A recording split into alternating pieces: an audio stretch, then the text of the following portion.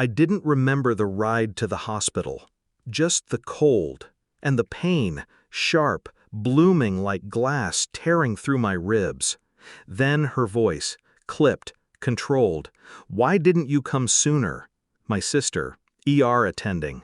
Her hands moved quickly, too quickly. Blood tests, CT scan. She said I was dehydrated, but that wasn't what shook her.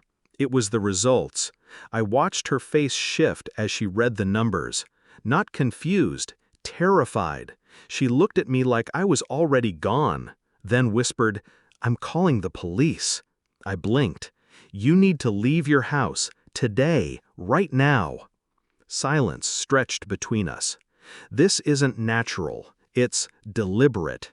And just like that, the pain made sense, because it wasn't sickness, it was murder, slow, calculated, familiar.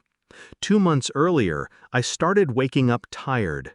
Not tired, drained, like my body was shutting off piece by piece. Hair thinning, eyes dull, stomach constantly twisted.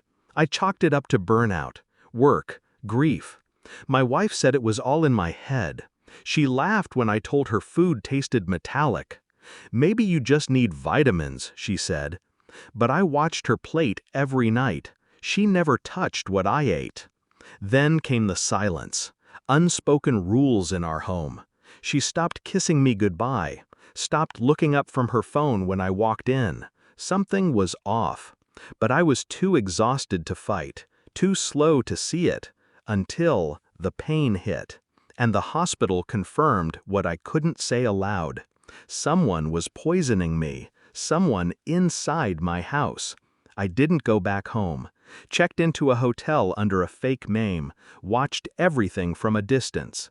My sister, bless her restraint, slipped me a copy of the toxicology report. Trace amounts, arsenic, antifreeze, both. Not enough to kill quickly, enough to simmer. A long game. My body was a clock, and someone had set the timer. I started watching my wife, from afar. Logged into the baby monitor we never removed. She didn't cry, didn't seem worried. In fact, she was celebrating. Drinks with someone new, same wine glasses I once poured.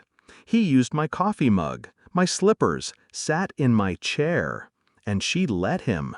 I went back to the house while they were gone, collected the bottles under the sink, the protein powder she bought just for me, and the supplements she insisted would help.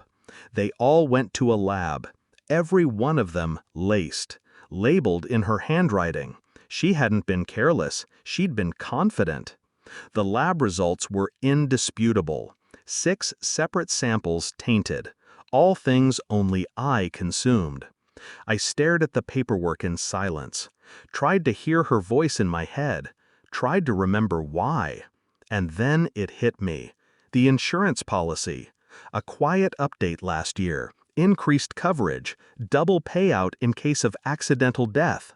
Signed by both of us. Her idea. Her signature, neat and curved next to mine. I printed the files, slid them into a manila envelope. No confrontation, not yet. I waited until she left for her yoga retreat and left it in her mailbox. No name, no note. Just enough evidence to unravel her. 3 days later, she called. I let it ring. Voicemail. I don't know what you think you know, but we need to talk. Please, just come home. We can fix this. I listened twice. Not for meaning, for tone. Panic. Slippery and sweet. The kind that knows it's cornered. I didn't reply. Not until her second call. Her voice raw this time. "The police came. They have everything. I could lose everything." I finally spoke. "You already did." Silence. "You can't prove I don't have to. You left fingerprints in every cabinet." "You're not well. This isn't you talking." "No, this is me, finally talking." And I ended the call. She was arrested within the week, charged with attempted homicide. Pled not guilty, of course. The house went quiet, empty, clean. I returned to pack what was left of me. No framed photos, no keepsakes, just paperwork, and a quiet kind of clarity. Grief didn't live there anymore, just dust, and a ghost that used to wear my last name. She fed me poison for months, thinking I'd die quietly. But some men learn to stomach betrayal, until it chokes the one serving it.